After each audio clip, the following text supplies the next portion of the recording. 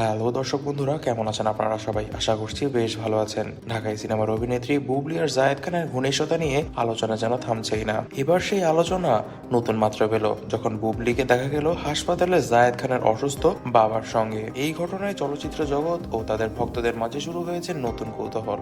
সূত্র জানাচ্ছে, সম্প্রতি জায়েদ খানের বাবা গুরুতর অসুস্থ হয়ে হাসপাতালে ভর্তি হন। খবর পাওয়ার সঙ্গে সঙ্গে বুবলি তাকে দেখতে ছুটে যান। শুধু তাই নয়, হাসপাতালের কেবিনে নাকি অনেকক্ষণ সময়ে কাটিয়েছেন তিনি জায়েদ খানের বাবার সঙ্গে। পরিবারের সবার সঙ্গে দেখা করে খোঁজখবর নিতেও দেখা গিয়েছে তাকে।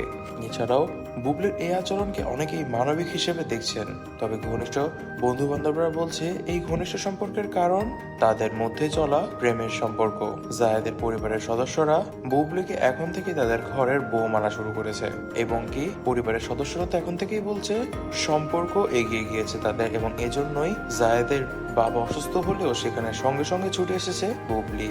হাসপাতালের রোগীদের সঙ্গে কথা বলার সময় বুবলির হাসি মুখ এবং আন্তরিকতা উপস্থিত সবাইকে মুগ্ধ করেছে। জায়েদ খান এই বিষয়ে বলেন, বাবার শারীরিক অবস্থা নিয়ে আমার চিন্তা অনেক বেশি, তবে বুবলি তার পাশে যেভাবে এসে দাঁড়িয়েছে তা ভোলার মতন নয়। এটি সত্যিই আমাদের পরিবারের জন্য সহানুভূতির একটি উদাহরণ।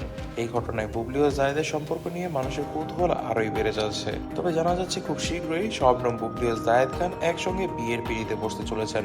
এমনকি জায়েদ খান নিজেও এই বিষয়ে অনেকবারই আমাদেরকে ইঙ্গিত দিয়েছেন তার কথার মাধ্যমে। তিনি মিডিয়ার সামনে অনেকবারই বলেছেন, বুবলিও আমার কিছু হবে এবং তা খুব শীঘ্রই সকলে জানতে পারবেন এবং কোনো কিছু খুশির খবরই আসবে সবার জন্যই। তবে দর্শক বন্ধুরা, এই বিষয়ে আপনারা কি মনে করছেন তা কিন্তু অবশ্যই আমাদেরকে কমেন্ট বক্সে কমেন্ট করে জানাবেন। আজ এই পর্যন্ত। ভিডিওটি ভালো লেগে থাকলে ভিডিওটিতে লাইক করে দিবেন, বেশি বেশি করে শেয়ার করে দিবেন এবং অবশ্যই আমাদের চ্যানেলটিকে সাবস্ক্রাইব করতে ভুলবেন না। ধন্যবাদ।